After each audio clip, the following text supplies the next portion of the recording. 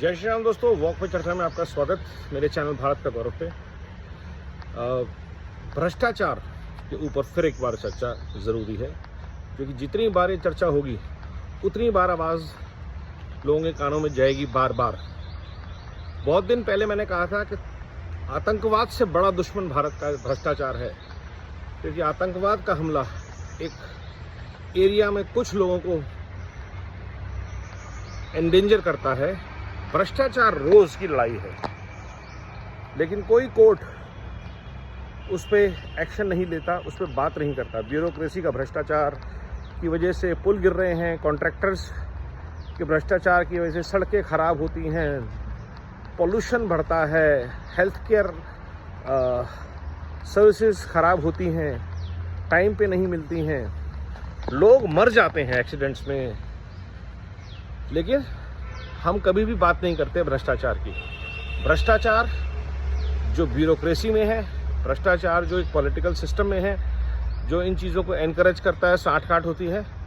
Judiciary कभी भी सू मोटे केस में रीजन पे बात कर लेगी, हर चीज़ पे बात कर लेगी, लेकिन सामने दिख रहे भ्रष्टाचार के लिए, जहाँ सड़कें टूट रही हैं, फ्लाईओवर गिर रही हैं, पानी बह रहा है सड़कों पर, इन चीज़ों पे कोई भी जुडिशरी, कोई हाई कोर्ट, कोई डिस्ट्रिक्ट कोर्ट, कोई सुप्रीम कोर्ट कभी कुछ नहीं बोलता, क्योंकि सबके तार जुड़े हुए हैं। सब भ्रष्टाचार में लिप्त हैं। जो भ्रष्टाचार के खिलाफ नहीं है वो भ्रष्टाचारी है, ये बात समझ में आनी चाहिए। और कोई भी अगर आम आदमी को पकड़ता है भ्रष्टाचार में लिप्त, किसी को पैसे दे रहा था, तो यकीन मानिए कोई खुशी से नहीं देता, सब मजबूरी से देते हैं। क्योंकि पुलिस आपको हैरेस करती है, ब्यूरोक्रेसी आपको हैरेस करती है, जुडिशरी आपको हैरेस करती है, पॉलिटिशियन तो करता ही करता है। और जिस मीडिया के ऊपर जिम्मा था इन सब चीज़ों को उठाने का, जनता की आवाज़ बनने का, जनता के इशू उठाने का, वो भी इस भ्रष्टाचार में उतनी ही लिप्त है। क्योंकि पैसे लेके ऐसी खबरों को दबा दिया जाता है और ऐसे लोगों को उठा दिया जाता है। उनकी वाहवाही होती है, उनके एड्स आते हैं, जैसे बिल्डर्स का करप्शन होता है। सबको पता है कितने बिल्डर नालायक हैं, लेकिन फिर भी वो प्रोजेक्ट लॉन्च करते हैं, लोगों का पैसा लेते हैं और घूम रहे हैं दुनिया। कोई अकाउंटेबिलिटी नहीं है। प्रोजेक्ट गायब हो गए, इंफ्रास्ट्रक्चर नहीं बना, चालान किसका कटेगा? लोगों का जो सोसाइटी में रहते हैं। बिल्डर से कोई नहीं पूछेगा, कोई अथॉरिटी नहीं पूछेगी, कोई जुडिशरी नहीं पूछेगी। और यही भ्रष्टाचार है। ये सिर्फ दिल्ली एनसीआर का हाल नहीं है।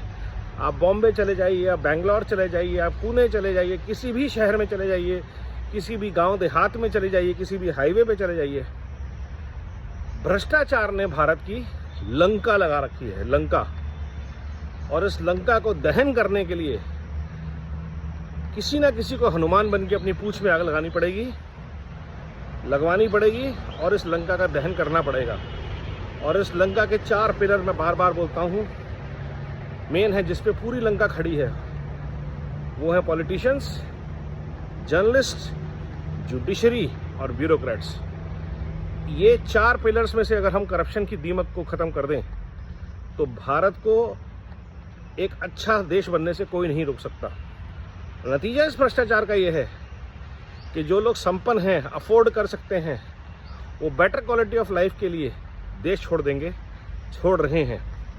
क्योंकि लॉ एंड ऑर्डर जहाँ पे नहीं है, जहाँ पे क्वालिटी ऑफ लाइफ नहीं है, वहाँ पे देशभक्ति जैसे जज्बे के लिए ज़्यादा जगह बचती नहीं है।